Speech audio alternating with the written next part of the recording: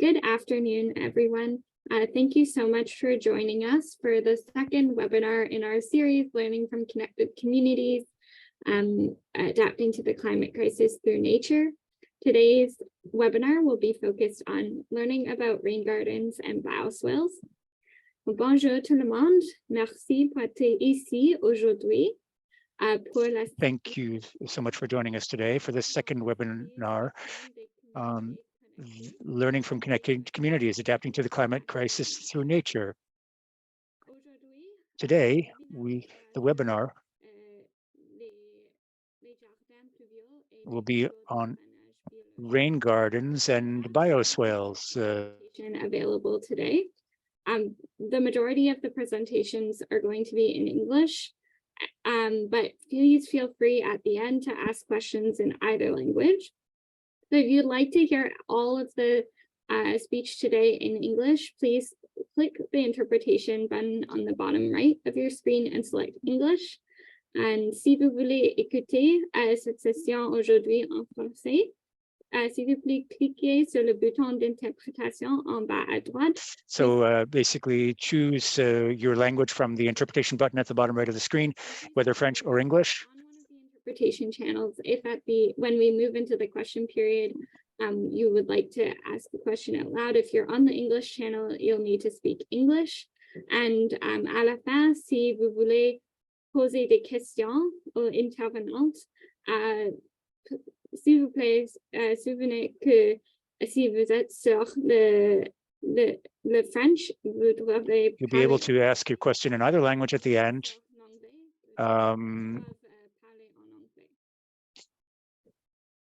But you'll need to speak the language that you've chosen to listen to. Remember that we are on the territory of Indigenous peoples, and I'm talking to you today from the unceded traditional territory of the Mi'kmaq, but here at the New Brunswick Environmental Network, we do work across New Brunswick, which is on the land of the Mi'kmaq, Wolastoqey, and Passamaquoddy peoples. And as we talk about adapting to and mitigating climate change, it's incredibly even more important to remember that part of responding to the climate crisis is also working towards decolonization and reconciliation, and learning from the traditional knowledge of the Indigenous peoples across this land. So our first speaker today will be Jolene Hébert of the Shediac Bay Watershed Association. Jolene is the executive manager and has over 10 years of experience with environmental NGOs in southeastern New Brunswick. And since 2015, she has been working towards the implementation of stormwater management in the town of Shediac. So I will pass it over to Jolene to take it away. Thank you so much. Oh, I'm just going to share my screen. Okay. All right. Okay, thank you, everyone. Quick question for the interpretation. Do I select an option or do I just leave it off, Lillian? It depends. If you are going to speak both languages, leave it off. Okay, sounds good. Thank you very much. Okay, so thank you everyone for joining us today. My name is Jolene Hébert. I'm going to be presenting on the green infrastructure projects in the Shediac Bay watershed for water quality protection. Okay, so Shediac Bay Watershed Association was created in 1999 in response to residents' concern about the health of the Shediac Bay. This is our territory, so about 420 square kilometers of inland territory. It includes primarily the Squiduk River and the Shediac River and their tributaries, and all the drainages along our coastline that flows into the Shediac Bay. So briefly, a quick overview of the two primary types of pollution in a watershed. You have point source pollution is when you can identify a source of pollution from a singular source. For example, if you have a particular pipe, you can identify its one point source of pollution.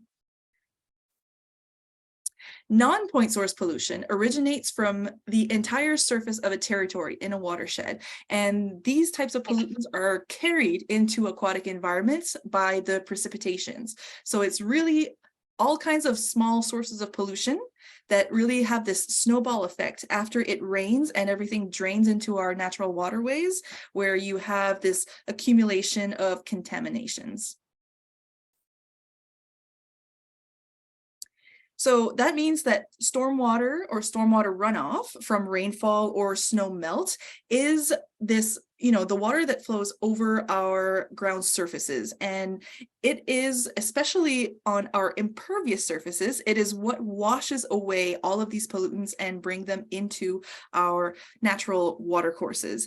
And these various pollutants include natural bacteria or bacteria that comes from human sources, such as our pets, our farms, say our livestock, septic systems, and or municipal sewage. Oil products from our roads, road salts, trash, sediments, everything that goes into our storm drains is carried by stormwater runoff, and that is primarily what we aim to work on, is these sources of stormwater runoff contaminations. Just for an example, for the town of Shediac, the storm sewer network is not treated. So we have treatment for municipal sewer, but we don't have any treatment for municipal stormwater. So everything that goes down our storm drains in Shediac goes directly along our coastline and gets discharged into the bay. So that is where we observe E. coli or bacterial spikes and contamination events following rainfall events. So that would be the primary focus of our stormwater management projects. The reason why. Trying to manage it at the source. So what is stormwater management? Stormwater management is basically the implementation of measures that help to soak up, slow down, encourage the infiltration, and filter stormwater runoff. So we manage stormwater with the purpose of reducing the quantity and improving the quality of runoff that reaches our natural environments. So some examples include the planting of vegetation. So we talk about just indigenous plants, native plants, trees, and shrubs. Installing a rain garden, installing a rain barrel are all types of examples of stormwater management. Anything that helps you retain water, slow it down, soak it up, or filter it is all part of natural or are all methods of stormwater management. So rain gardens. What is a rain garden? So a rain garden is created to capture rainwater. So we don't talk about digging a hole in the ground. We talk about creating a depression where we're going to plant it with native vegetation. And it needs to be deep-rooted plants that are adapted to these wet conditions, but can also tolerate the dry seasons as well. So the dry times when there are less rains. So according to some statistics, they absorb about 30% more water than normal conventional lawns.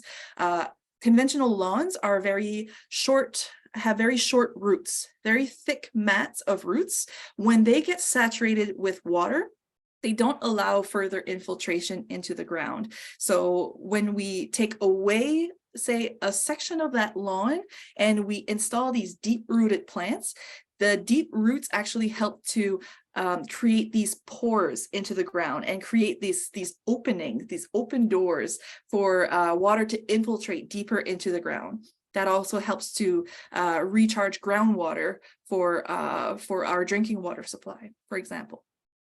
So rain gardens, basically what we're trying to do is to replicate the ecological services of wetlands. Wetlands are natural sponges that absorb water, retain water, and cleans water. So that is what we're trying to do with our rain garden projects. So I'm going to jump right into our projects. We have a lot of them, so I'm going to kind of go relatively fast through some photos, but just to show you the variety of what green infrastructure can look like. Here's our first rain garden.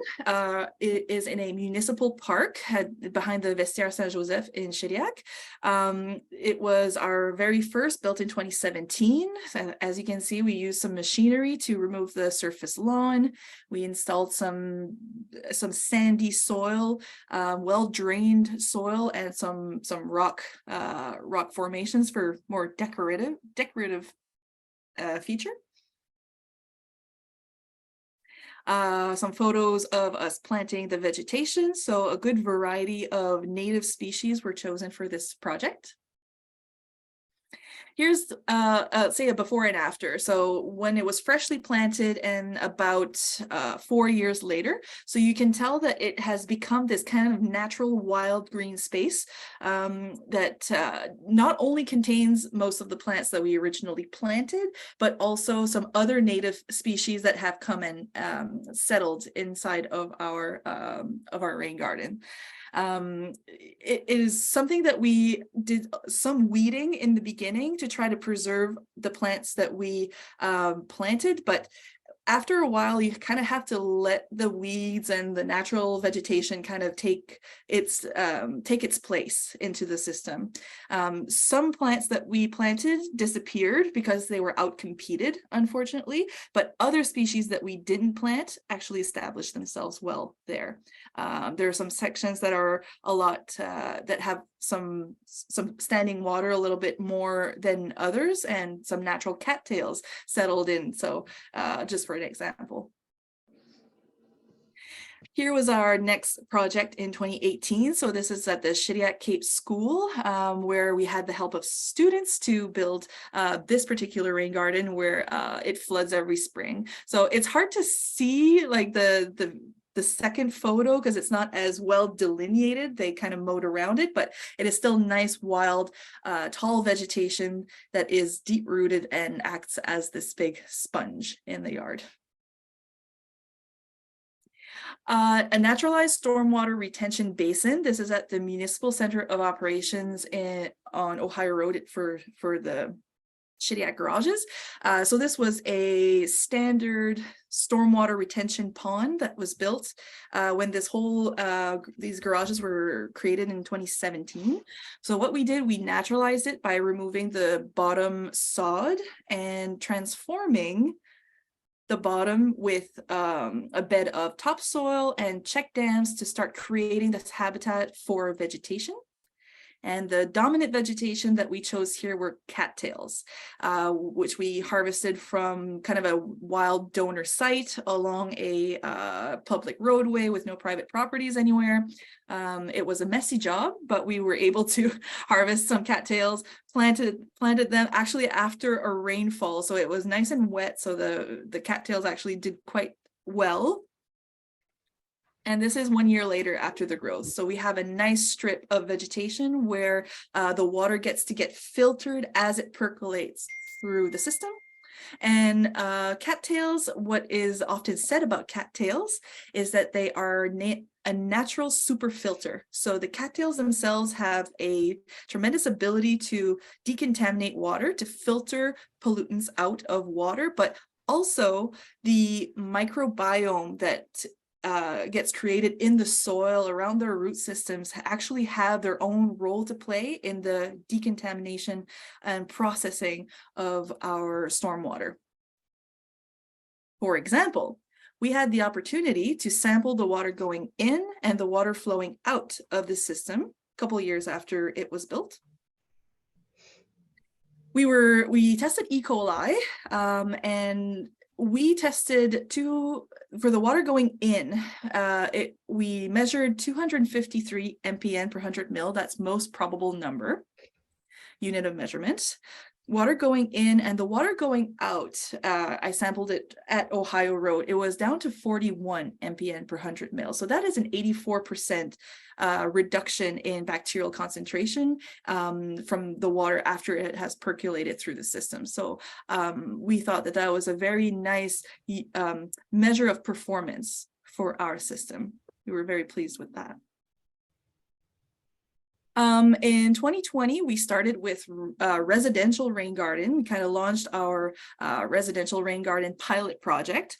Our first 3 were pretty simple and a big learning experience. What we were doing is just basically removing the surface soil, creating this depression, creating a bowl shape, just manually adding some composted mulch and plants, and that was the end product. I don't have a whole lot of evolution photos of these particular ones, but just as an example, I think following up with the homeowners, they're doing pretty well.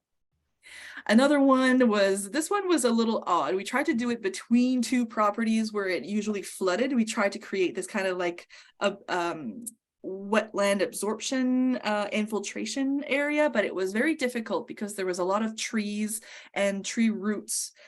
So these trees were already kind of damaged from floodwaters. You can see that there are flood marks on these trees. So it just gives you an indication that that area floods regularly. I'm not quite sure how that one did. That was the end result, freshly planted. Here was another example of more of a bioswale, I guess. So it was just one type of vegetation, just some native grasses that we planted along a fence line to kind of, one, cover the fence, but also try to absorb water as it kind of flooded between the 2 properties. So just an example of how that vegetation grew nicely. Here is an example of a bioswale that we naturalized at the Polyvalent Louis-J. Robuchon in Shediac. So this was about 30 meters of a drainage area between 2 culverts where we naturalized it using vegetation and from the students of environmental technology or environmental sciences class. And that was the result 1 year later. So some nice growth. The ferns did not do very well there. I thought maybe the other vegetation would offer it some shade, but they got quite crispy. So full sun, not too great for ferns. Our rain garden, our residential rain gardens kind of evolved. So in 2021, we kind of took a bit of a slightly different approach and started to make them a little bit differently. Here's the process of excavating this particular rain garden, creating a nice berm at the back to make sure that we're creating a level bowl to retain as much water as possible. We installed some border to make it nice. We connected the downspouts from the house to the rain garden. So we actually kind of excavated 2 little ditches and installed some PVC pipes to have the water really directed towards the rain garden. The plants as we were planting, and here's the result, freshly planted later in that summer. And I have one more beautiful photo of this particular rain garden. So this one is my favorite, and it is a destination for a lot of our workshops when we go to visit project's location after a presentation. My time is already running low, so this next rain garden was in a heart-shaped. The landowner and her 2 daughters wanted a nice heart-shaped rain garden and helped us build it. Her daughter is helping us to plant, and I don't have another follow-up photo of growth a year later. This is the final photo I have. Our école de drainage biologique, our bioswale, really this one is a bioretention system. This one is between the 2 parking lots of 612 and 620 Main Street in Shediac, where our offices are. And we use an excavator to really dig down to install the underground layers of crushed stone, geotextile. So we create that underground storage capacity. Top sand, then soil, and then our vegetation. And here's 1 year later. So very nicely grown and beautiful. And the interpretation panel that is designed that actually shows what type of what water is draining into that system and what it is for pedestrians walking on the sidewalk. Residential rain gardens in 2022. This one was a simple square. And this one was another kind of a kidney bean type. And this one I want to go visit again to get some more photos. Also last year, this one was several years in the making. Sorry, that I forgot to change my title here. Bioswales at the Rotary Park in Shediac, which is where the Big Lobster is, and the New Homaris. We have 2 bioswales that were integrated into the 2 parking lots. So these 2 were engineered to have a stormwater bypass. So they're connected to the stormwater sewer system. So if we have a heavy rainfall event, the water can just bypass the swale and go into the storm drain to evacuate the water and prevent flooding. So this is the one, it kind of wraps around a little bit. One photo of it freshly planted. And then the second is right in front of Homaris. That also has a storm drain inside, and then freshly planted. And the interpretation panel that was installed there. To conclude, green infrastructure are methods of adapting to climate change. They reduce the risk of flooding and protect our gray infrastructure, our homes and our buildings. They reduce pollution and protect water quality in aquatic habitats. They support groundwater recharge, protecting our drinking water sources.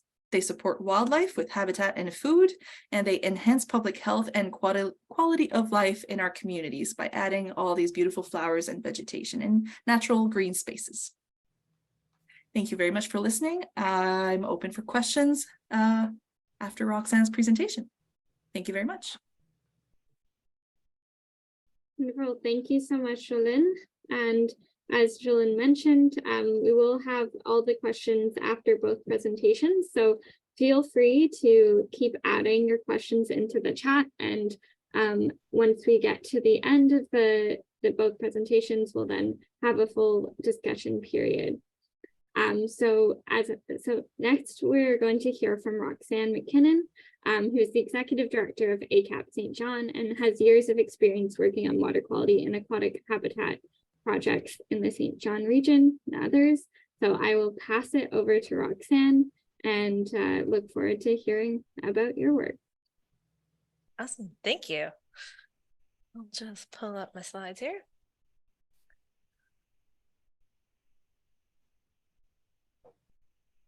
There we go. Awesome. Hi, everyone. Thanks so much for participating today. As Lillian said, my name is Roxanne and I'm the Executive Director here at ACAP St. John. If you're unfamiliar with what ACAP St. John is, we're an environmental NGO based in St. John, New Brunswick. And we do a whole slew of environmental work, but today I'm going to kind of focus on how our rain gardens in particular, but broadly our green infrastructure have come to be. So ACAP's journey into green infrastructure actually started with climate change adaptation planning. So we were engaged by the city of St. John, the town of Rothesay, and the town of Quispamsis to actually create their climate change adaptation plans for the municipalities. So obviously within that planning, we looked at a whole slew of different avenues of climate change adaptation, but really recommended at a municipal level to broaden nature-based solutions in the region. So to not only prepare for the effects of climate change that our cities are seeing and will see in the future, which particularly for us along the coast is increased rainfall and increased sea level rise. These nature-based solutions can help mitigate those impacts, but also can increase the biodiversity in our urban environments. So out of these adaptation plans came particularly some really awesome pilot projects that we've done throughout the region that have been led by us, but have also started to check off some of the recommendations from the adaptation plan at a municipal level. But since 2019, we've installed 5 rain gardens. We've done a deep pave project. We have naturalized many stormwater ponds with native tree plantings. And we have actually done, which I'm didn't really touch on in this, we have done some natural mini swales at a school. So I've been really busy trying to promote these, and for our projects, they've been very community focused. So we were trying to do things mostly on public land and where people will see and be more aware of the project, to broaden the education opportunity that on the ground projects have. So I'm just going to dive into a few of our projects and kind of give you an overview of how the project kind of flushed out and who was involved. Jolynn was nice enough to do all the heavy lifting, so I don't have to explain rain gardens and all that to you guys, which is really nice. Thank you. So I just get to dive right into my projects. So our first rain garden installation was in Queen Square West, which is on the west side of the city of St. John. And this was straight out of our adaptation plan. Actually, it was one of the pilot projects proposed. So it was on municipal land, city of St. John land. And if you can't tell by this photo and all this really brown, gross looking grass, that the slope of the park basically comes down the hill and all the water was sitting in this one area. There is a storm drain closer down to this hydrant that you can't really see, but obviously the water was not making its way to the storm drain, and we want to try to mitigate, as Jolynn said, is if we can keep water on the land longer to filter before it goes down the storm drain, the better it is. So we were trying to capture some of this runoff. So we actually had the city heavily involved. So they came out with machinery and dug the hole and did all of the prep work for us, which saves us a lot of time and energy, as you can imagine. So we came to a nice dugout hole for us with our berm and everything in place. So the dugout hole we basically transformed with soil that was on site, and then also brought in some rock that you can see to kind of give it that design and to kind of help the water seep into the garden without blowing out our garden while the vegetation is starting to take hold. And then this is the summer after it was put in. So for this project, we were able to fit, and by fit, I really mean squeeze 200 plants into this 200 square foot rain garden. So we have in years past this, we've kind of decreased the amount of plants we try to squeeze in because it was literally almost on top of one another. So today this garden is very full. It's very lush. It looks beautiful, but probably doesn't need quite as many plants as it actually has within it. We were lucky to get funding from Green Communities Canada and the Environmental Trust Fund to make this project a reality. And then we also, like I said, had a lot of in-kind from the city of St. John, but then we also had in-kind from a private business in the region that actually came and did the planting with us. And then if I move on to the Social Enterprise Hub, which is where our office is located. So this rain garden is near and dear to my heart because I actually designed it in 2016. And if you can see from the top, it took me till 2019 to get it in the ground. So it was a very exciting day when it finally happened for me. So here at the Social Enterprise Hub, that's where our office is. There's a bunch of other NGOs in the building, and obviously we try to be as environmentally friendly as possible. So when we first moved in and the building was being built, we considered rain gardens. So you can't really tell from the photo, but there is a downspout that comes off of our roof. It drains about 1/3 of the roof. It comes down and runs down a little creek kind of thing that we've installed with some rock down here, flows down this little creek and then into what is now our rain garden. So in 2019, we partnered with the MBN, actually, who's co-hosting this webinar, and McGinnis Cooper to make this one a reality.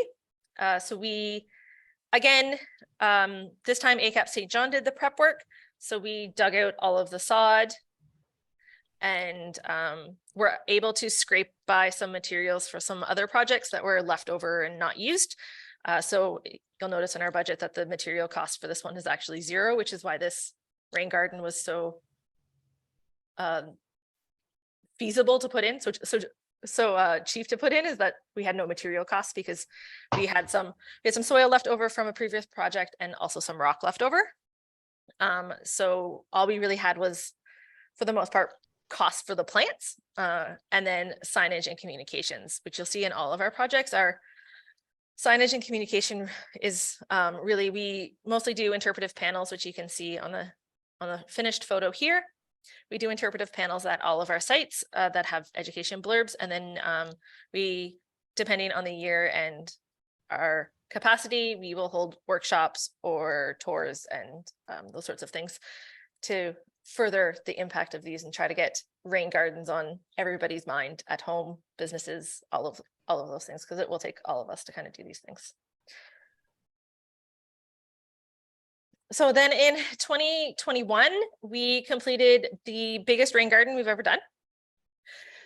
So this one was very community led. Actually, 2 community members brought this project to us, which was very interesting. It's the first time someone's really brought an almost completely ready to go project to us. So they live along the park, and this park is basically a holding pond, but not actually designed to be a holding pond. So there's a very large hill on kind of 2.5 sides of the park, and then a low dip is where the park is. So we partnered with them. We were able to pull funding from the City of St. John through their Land for Public Purpose grants, the New Brunswick Trust Fund, and then the Canada Healthy Communities.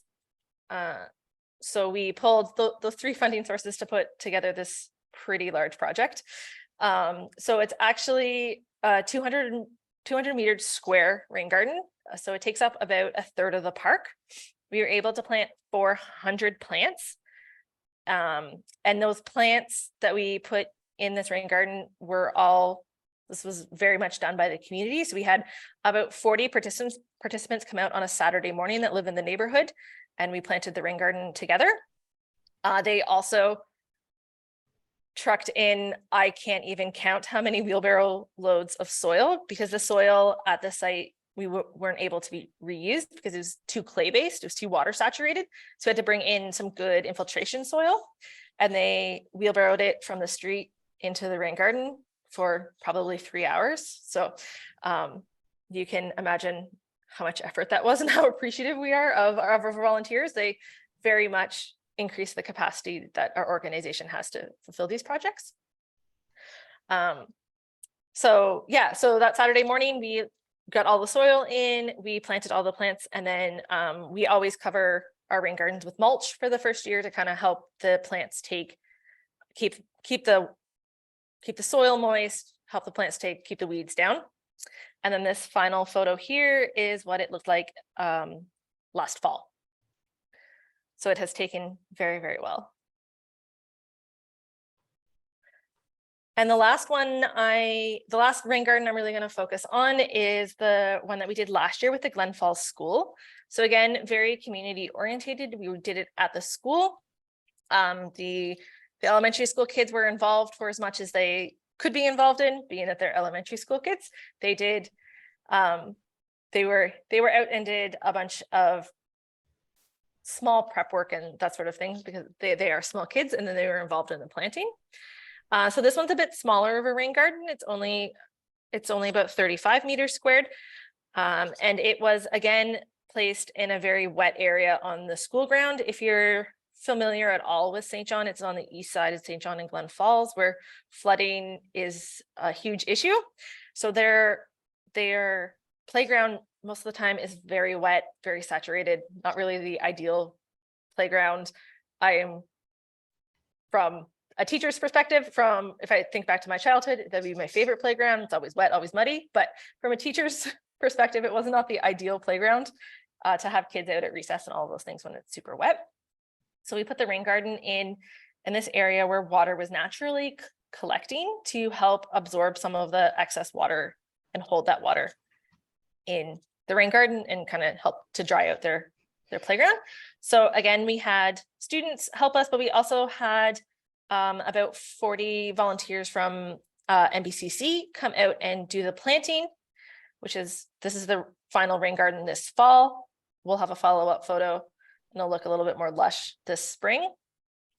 And so this project was kind of brought together again by a multitude of funders. So we got money from TD Friends of the Environment. the Canada Healthy Communities again, and then the New Brunswick Environmental Trust Fund. The other part of this project that I didn't highlight because they don't really look like much right now are the mini swales. So we did also do mini swales at this site. It's just outside of the picture on this side, but they don't really look like much of anything yet. Stay tuned, maybe update in the fall when they've actually kind of established. So just to kind of wrap it all up, for us, our greatest successes in these projects is that we've been able to pilot a project in each one of our kind of quadrant parts of the city. So for you guys not familiar with St. John's kind of divided east, west, south. So we have a project in each one, each of the 4 areas now, which provides kind of a better input from our communities to kind of see these things. We have gotten a ton of volunteer support and in-kind support from different businesses to make these projects a reality. It really cuts our costs down and really helps us to be able to put these gardens in. We have clearly developed some in-house expertise and are able to kind of facilitate these rain gardens a lot easier now than we could when we originally started. And obviously throughout, we've created some great partnerships with different entities to see these projects through.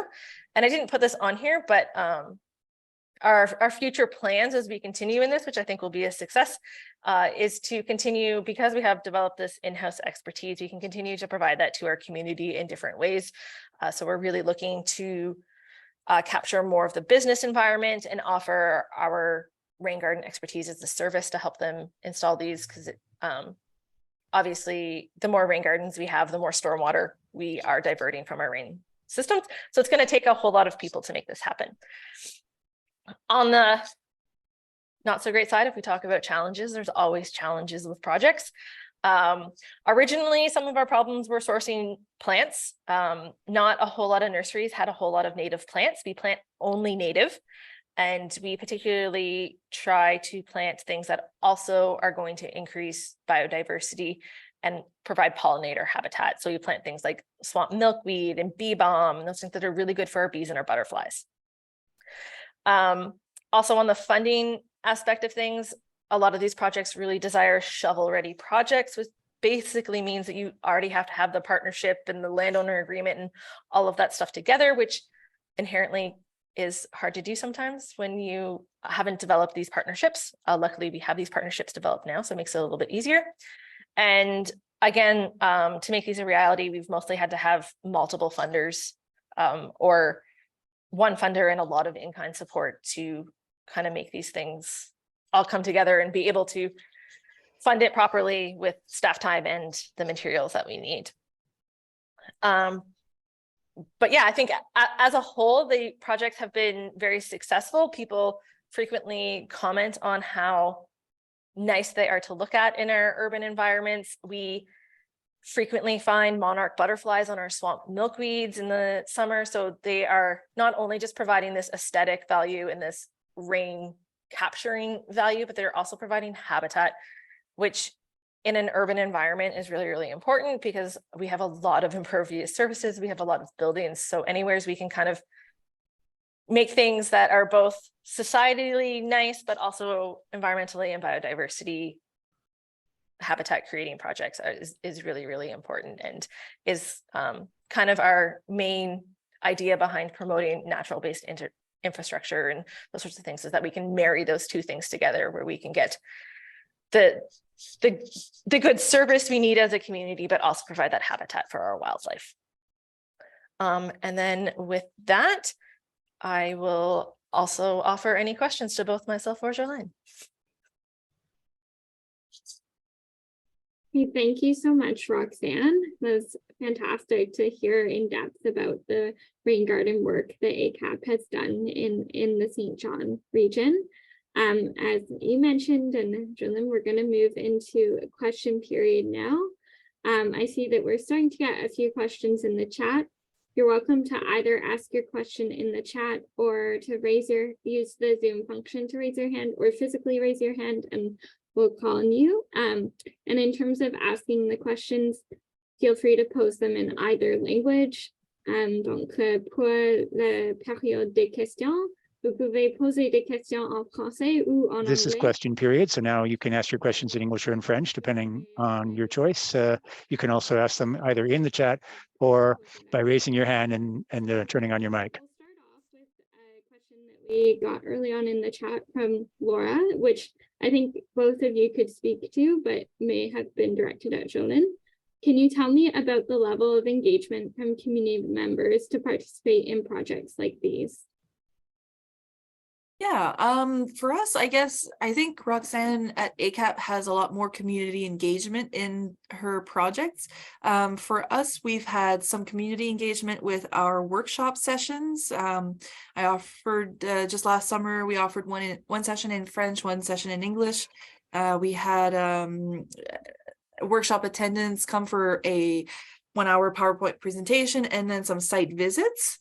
I mean, we've had more engagements with our local business owners and our municipality. But most of the work we kind of did ourselves with the help of our summer students, interns. So very low level of volunteers implicated in actually hands-on, but I guess we're working on that. I love the idea that Roxanne had about of having the community come out to do the actual planting of the vegetation. That really engages members of the community a lot more in the actual project, which is really great. So so far I not so much on that aspect, but we could certainly work to increase it. Yes, we're very lucky that we have an amazing volunteer network. We have over 350 people in our volunteer network that we can call on to do some of these projects. So, but it has taken us 30 years to get those 350 volunteers. So it's definitely not the easiest aspect, but it does provide a really meaningful experience for people when we can get them out. That's great. And wow, that's a really strong volunteer network. It's really neat to hear about.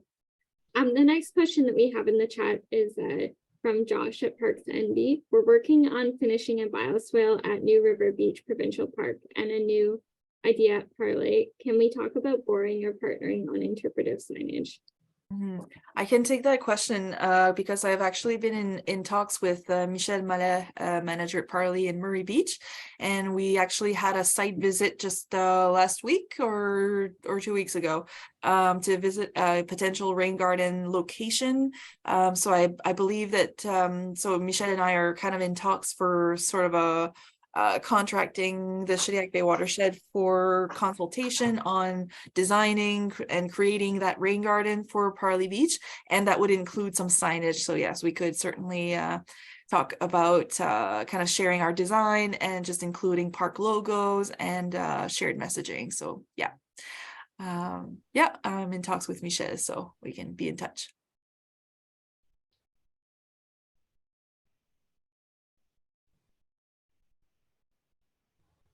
We have a question in the chat for Roxanne.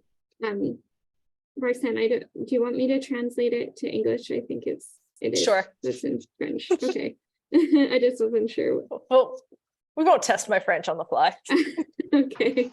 Yeah, just a sec. I'm just make sure that it is difficult on the spot. So yeah, the question for Roxanne is, have you dug before adding like the native soil and rocks and vegetation to your rain gardens? Is it necessary to like dig down in your experience? Yeah. So we always dig down a depression. The depth of it really depends on how much water we're expecting to come off of the land. So for our hub rain garden, for example, we measured the roof and calculated what an average rainfall event would produce for water to make sure that the garden is deep enough to hold that volume. Whereas some of our like Montgomery Crescent and those sorts of things, it was kind of a little bit more of an estimate of how much water, because it's just naturally coming off of the hillside. It's a bit harder to get like a true figure, but yeah, they're usually dug down somewhere between 6 to 10 inches, depending on the garden and how much water we want to hold. And then like I said in my presentation, depending on what the soil type is of the region, if we can reuse the soil, we'll reuse it. If we can't, then we bring in better infiltration soil that is like sandy and stuff that kind of helps the water go down. I can actually add to that because I think maybe a small detail was maybe lost in translation. So I'm going to switch to French to answer the question, maybe in just in another way. But you're right, Roxanne, it depends on the type of soil, if you want to dig down to add more soil or not. Don't Diane. So Diane, it depends on the site. It depends on the soil type that is there now. If it is a clay soil, then it's worth removing more soil and adding more sandy soil, which is better drainage, offers better drainage quality. So it depends. Some residential gardens which have good drainage, you don't even have to add new earth. You just take off the sod, add a little bit of soil, and then just a little bit of scrape and shape, as we call it. Just create the bowl shape. Always necessary to dig down to add a different type of soil on top. If it's already a sandy, well drainage soil, you can just remove the surface lawn, kind of dig down a little bit, remove some soil. You can reuse that soil to build a berm, and then just kind of scrape and shape into the shape of a bowl. So sometimes it's necessary, if you have a clay type soil where the drainage is going to be slow, to dig down and then amend the soil with sand, or a sandier type of soil.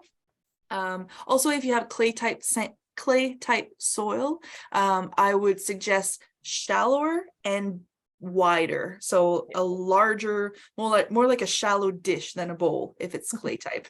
If it's sandier, then yeah, go deeper, and for simple residential rain gardens, you wouldn't have to amend the soil. Thank you, Shannon. And we have a hand raised, so Megan Kenzie, you can go ahead and unmute and ask your question. Hi there. Thank you both so much for those presentations. They're so informative, and it's great to see the pictures of such successful rain gardens. My question is about the kind of bringing in excavators. I'm just wondering, is there certain criteria where you know you're going to have to bring in excavators? Is it just kind of the scope and size of the project, or are there certain things you look at when you know that, okay, you're going to have to bring in kind of the heavy diggers? Sure, I can go from my perspective. For us, a lot of it comes down to size. The bigger the garden, the harder it is to dig out. So our bigger gardens, we generally try to find someone to help with that digging effort, especially in areas that are, I'm not gonna say more natural, like lawns, like really thick lawns are so hard to get through that sod layer. So we will sometimes hire an excavator to take off that sod.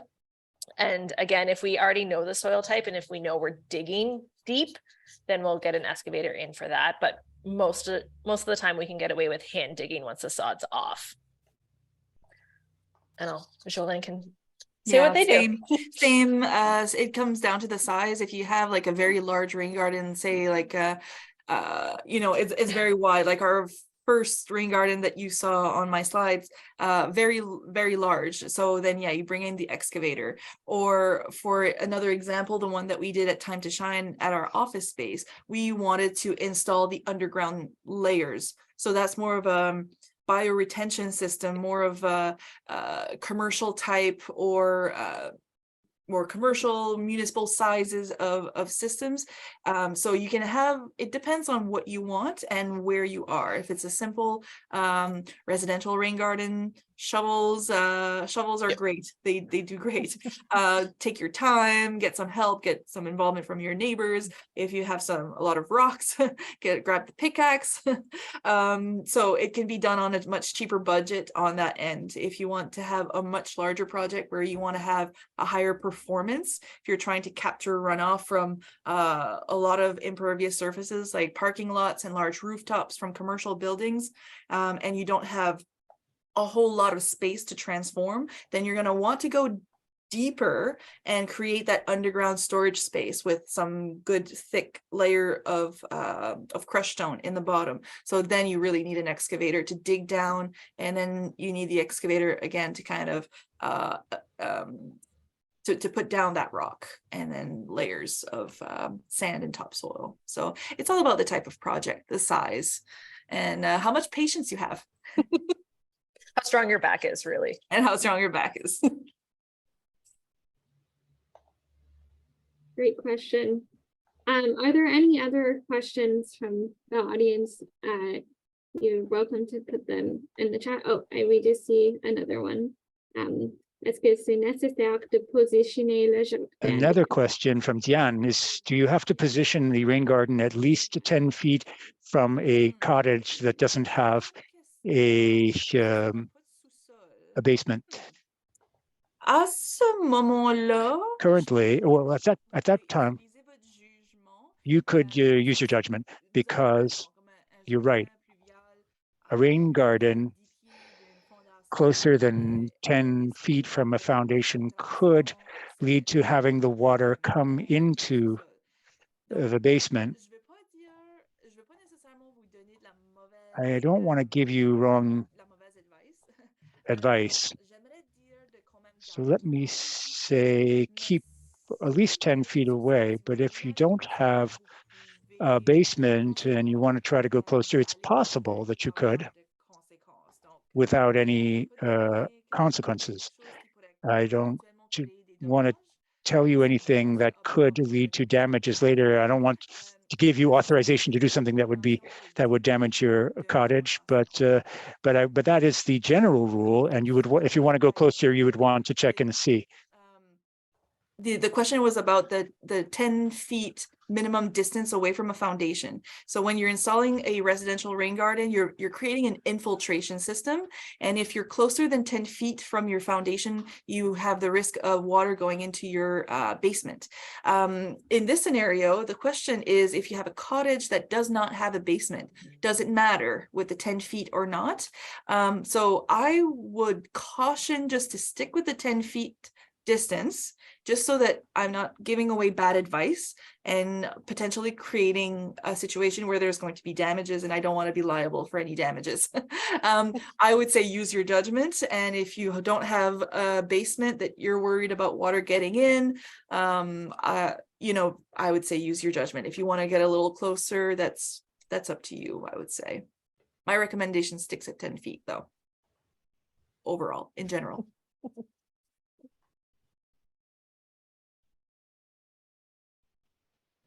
Thank you for your answer.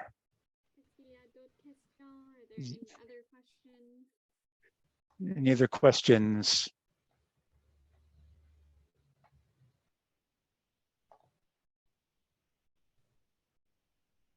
Right. If not, I'll just share a few concluding words, and then I think Roxanne and Jolene are both willing to be in touch after the webinar. So if you have any other questions, we'll be sharing their contact information in the chat, and you can feel free to follow up with them. But thank you so much, Jolene and Roxanne, for presenting here today and sharing about the wonderful work that your organizations are both doing. And thank you everyone for attending the webinar today. As I mentioned at the beginning, this is the second webinar in the webinar series that we're co-leading with Climate Atlantic and Nature Envy, looking at in-depth case studies of nature-based climate solutions across Atlantic Canada. Our next webinar will be next Wednesday, June 14th, and it's looking at mapping natural assets. We have responding to the impacts of climate change, specifically hearing about how some areas have had to respond to Hurricane Fiona and how that has changed management of nature-based assets.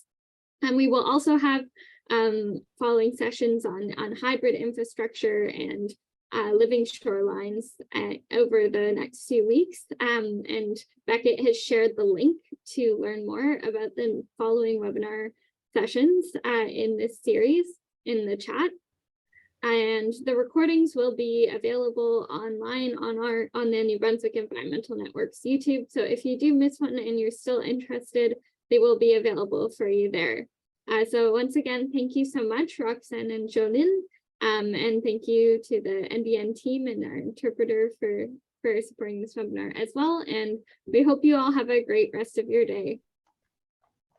Thank you everyone for joining, and thank you for having us. Thank you to the NBN team. Yeah, thank you so much for everyone coming.